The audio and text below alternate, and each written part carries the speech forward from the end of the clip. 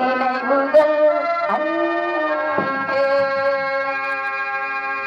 மன்னா நீரெங்கே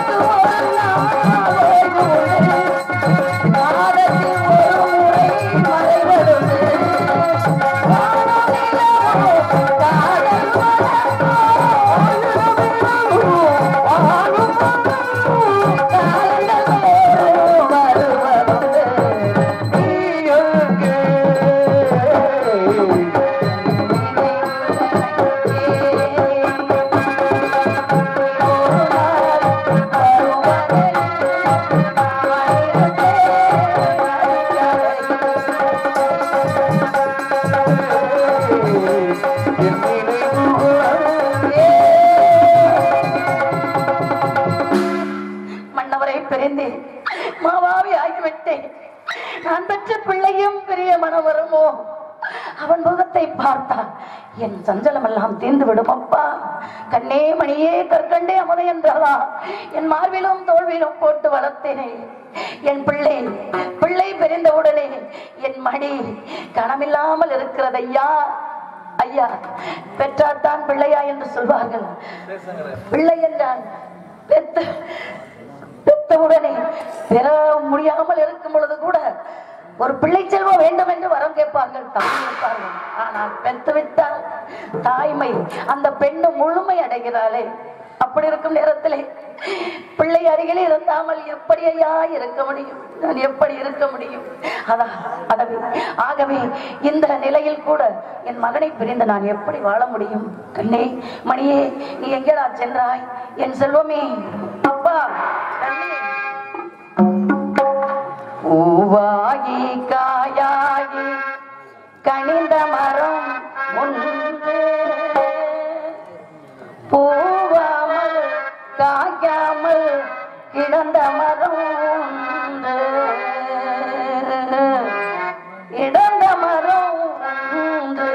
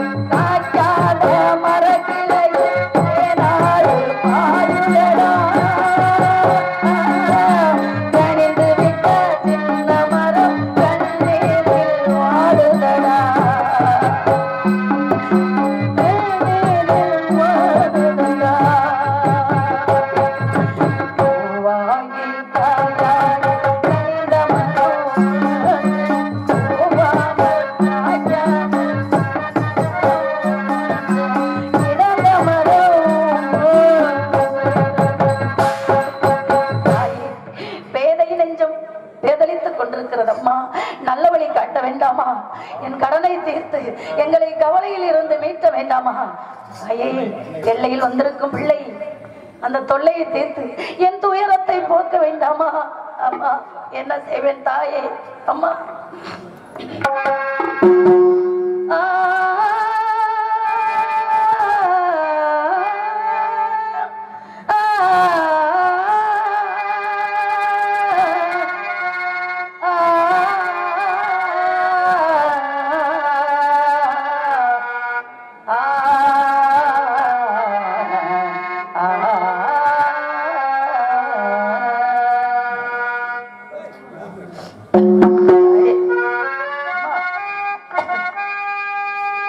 மகன் கையில் பொருளே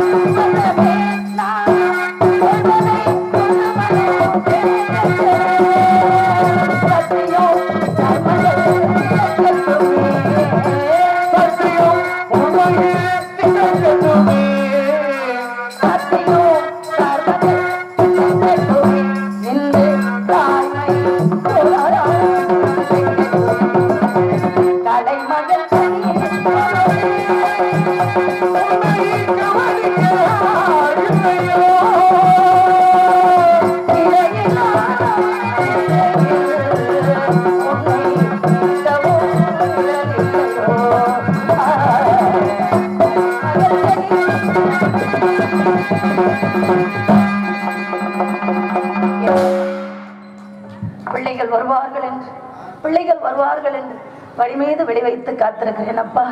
கண்ணே, என் மணியே, நீ வந்து விடுவாய் என்று நினைக்கிறேன் அப்பா. அப்பா செல்வமே, நான் என்ன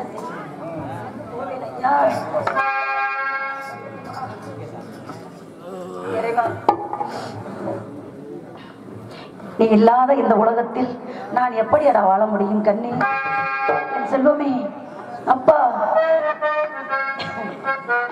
ஆமா ஆமாப்பா, இந்த உலகத்தில் எப்படி நீ இல்லாத உலகத்திலே நிம்மதி இல்லை, உன் நினைவில்லாத இதயத்திலே சிந்தனை இல்லை, சிந்தனை இல்லை. உலகத்திலே நிம்மதி இல்லை, உலகத்திலே சிந்தனை இல்லை, சிந்தனை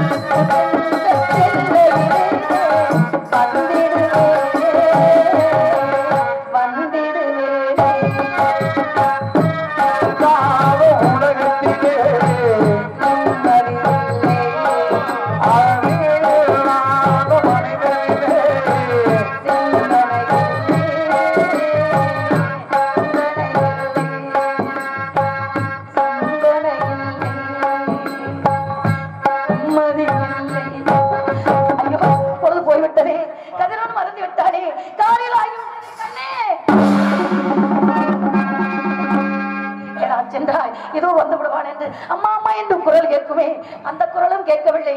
பிள்ளைகளும் அழைத்து வரவில்லையே, நான் என்ன செய்வேன் அப்பா? ஐயகோ ஐயகோ என்ன செய்வேன்? இன்னும் வர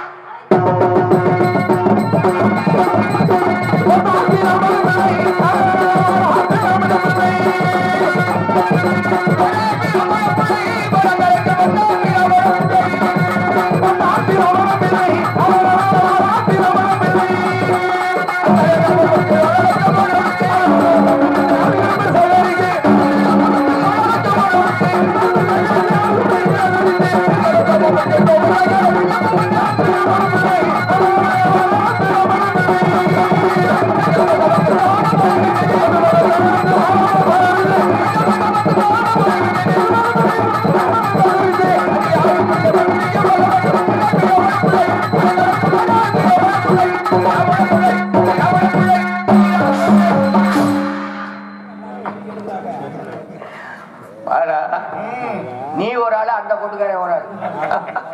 ஜெயமும் பாலன் இந்த இடத்துல வந்து நிற்பான். வேற யாரும் இந்த வேகத்துக்கு வர மாட்டான். எதுவா இருந்தாலும் சரக்கு சுருக்கிட்டு இருக்கணும், சவச்சவன் இருக்கக்கூடாது. ஏன்னா அவங்க எல்லாம் என்ன போட்டு அறுத்துக்கிட்டு இருக்கான், இப்போ உள்ள போக மாட்டாம அப்படின்னு சொல்ற அளவுக்கு இருக்கக்கூடாது. இதில் ஒரு முக்கியமான விஷயம் சொல்லி ஆகணும். யாருக்கானே சாமி காவல்துறையில சப் இன்ஸ்பெக்டர் வேலை பார்த்துருக்கேன். ஆமா, இந்த கலைத்துறையில பாருங்க, விடுதா காவல்துறை வந்துருச்சு, காவல்துறை வந்துருச்சு, தமிழ் பண்ணிட்டு வந்துட்டாரு, ஆசிரியர் வந்துட்டாரு, ஈபிலன் வந்துட்டாங்க.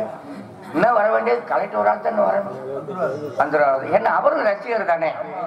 பொதுவா இவங்க ஊர் 5 ராத்திரி நாடகம் கேரந்தையில நான் அங்க போய் ஆடும்போது, அப்ப வயசு உனக்கு என்ன இருக்கும்? 6 வயசு. ஆமா, 6 வயசு 5 வயசு 6 வயசு இருக்கும். டவுசர் போடாம மொட்டை குட்டியோட வந்து பாக்குறியா. இன்னைக்கு நம்மளுக்கு சோடியா வந்து வாசிக்கிறான். இதுதான் பிராப்தம். அந்த இருக்கானே அவன் இன்னும் 100 வயசு ஆனாலும் அவன் பேர் பாலந்தியா. பாலம் தேர்ந்து வச்சிருக்கா பாத்தியலா. பொதுவா பாலா இந்த மனுஷாளுக்கு 199 விழுக்காடு சாமி பேரே வச்சிருப்பாங்க. எப்படி? வேல்சாமி, தங்கசாமி, கண்ணுசாமி, சந்தனே, வீரபத்திர சாமி, ஆமா முனிசாமி, இப்படி பெருமாள் கருப்பை, இப்படித்தான் பேர்களை வச்சிருப்பாங்க. ஏன் அப்படி பேர் வைக்கிறாங்க? இப்ப ஹரிக்கும் சந்திரனுக்கு பிறந்ததுனால ஹரிச்சந்திரன், ஹரிக்கும் சந்திரனுக்கு பிறந்ததுனால ஹரிச்சந்திரன். உதாரணம் என்ன எடுத்துக்கணும், நான் என் பேர் சொன்னாதான் சரியா வரும், சொன்னா கூட கோபம் வந்துடும். வீரபத்திரன். எங்க அப்பா பேரு துரைசாமி, எங்க ஆத்தா பேரு பொண்ணுத்தாயி. இவ என்ன பேர் வச்சிருக்கணும்?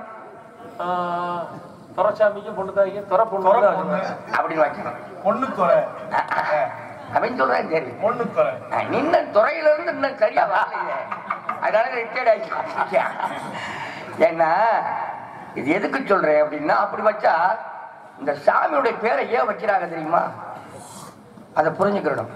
சில நேரம் தாய்மார்கள் வந்து அசிங்கமான வார்த்தை சொல்லி திட்டுவாங்க. டே இன்னாரு இப்ப முனிசாமி சாமி இருக்கையில அட எத்துவனா இங்க வாடான்னு கூப்பிடுவாங்க. ஆமா, தூவல்ல இருந்து வாடா. இந்த வசமான சொல்லு இந்த சாமி பேரை வச்சா வராது. அதனாலதான் இப்படி சாமி பேருகளும் மனுஷாளுக்கு வைக்கிறது. ஆமா, இல்ல வேற வேற பொருள் வச்சாதான் அசிங்கம். அதுலயே ஆம்பளையாள் இருக்கானே மாளுக புத்தனாய் கூட அப்படி ஒரு வசம் நடக்கும். இது ஏன் சொல்ல வரேன்னா, சில பேருக்கு தெரிஞ்சிருக்கலாம், தெரியாம இருக்கலாம், அதனால சொன்னேன். ஆமா, ஏன்னா மாமி சொன்னா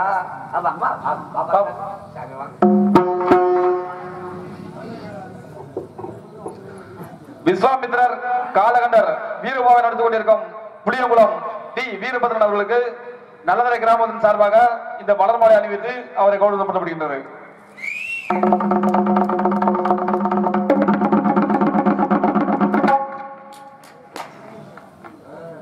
ஏதோ அவர் ஒரு ஆள் நாள் நினைச்சுக்கிட்டு இருக்காரு. மாலை அணிவித்து மரியாதை செலுத்திய இக்கிராமத்தார்களுக்கு மனமார்ந்த நன்றி, வணக்கம்.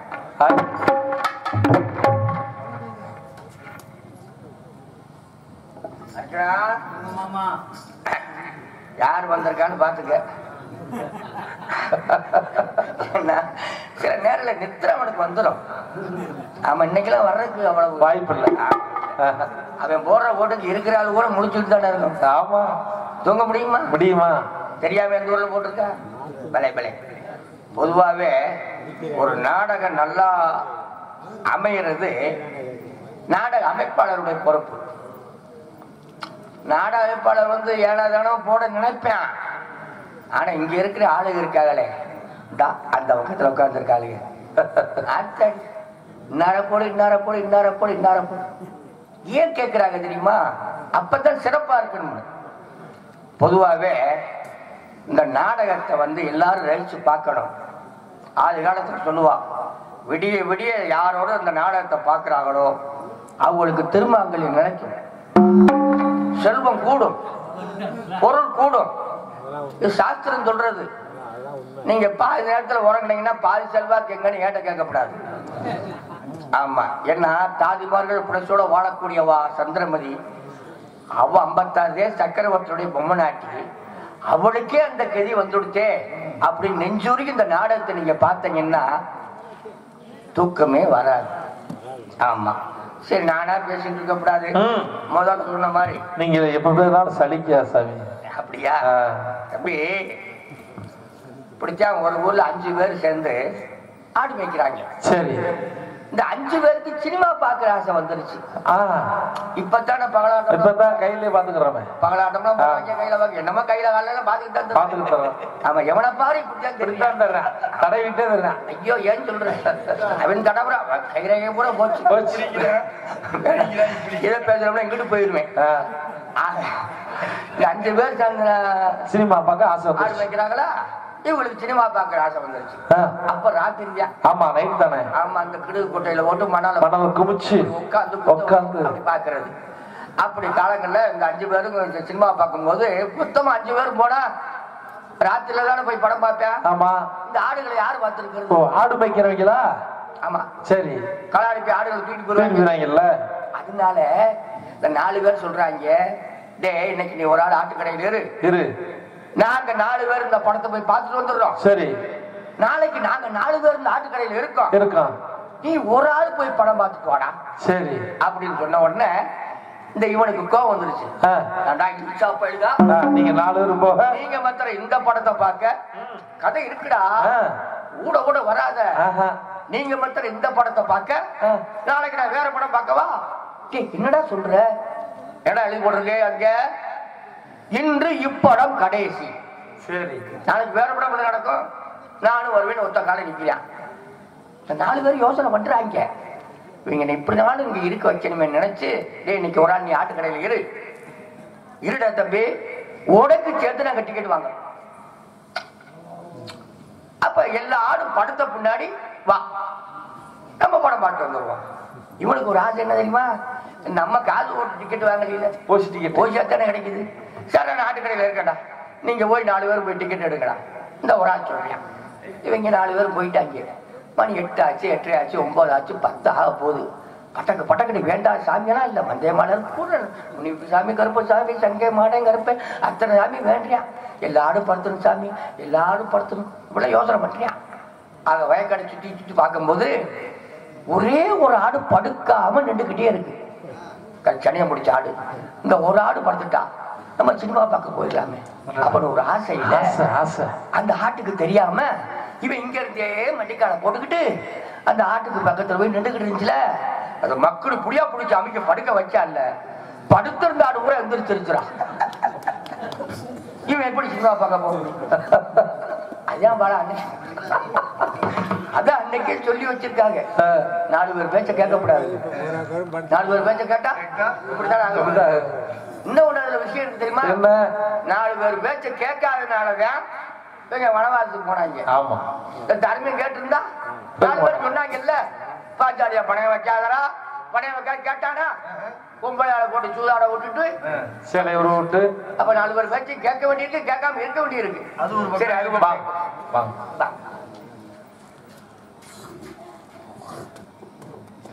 விஸ்வாமித்திரர் காலகண்ட விரும்பம் நடத்தி கொண்டிருக்கும் புளியகுளம் டி வீரபத்ரன் அவர்களுக்கு நல்லதரை வேணா சோனைக்கர் பையா ரூபாய் 100, விடத்தகுளம் ஏ செல்வம் 16 ரூபாய் 100 அன்பளிப்பு அளித்துள்ளார்கள்.